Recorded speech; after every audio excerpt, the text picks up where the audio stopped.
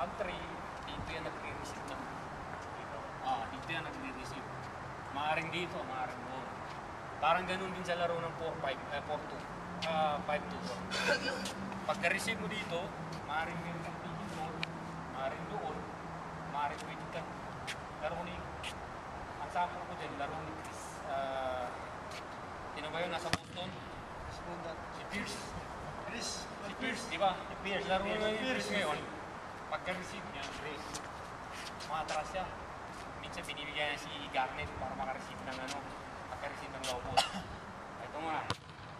Bigyan natin ang sample. One-on-one ang depensa. Kasi natin lahat tayo kay tao. Ito nga, depensa mo siya Pag-bigay dyan. ko sa inyo yan, grab, lahi ka lang dyan. Lahi ka lang. Hindi ko alam nga. Basta kung ano yung question Sino mo. ba center? Sino ba depensa? Doon lang, doon ka lang. Diyan sa buwit na yan. Lahi kayong dalawa dyan. 4-5, lahi kayo ng dyan. Depensahan mo si Rap. Pero dapat, Sino nagdidepensa? Yung dalawa dito. one-on-one tayo niyan. Halimbawa, one-on-one. One to man. O di kaya, sabihin natin, ang basic kasi na depensa natin dito. 2-1-3. 2-1-2. 2-1-2. So, 2-1-2, medyo mahirapan tayo sa ganyung option. Yung 3 and 4 na yan. Kasi dalawang stable.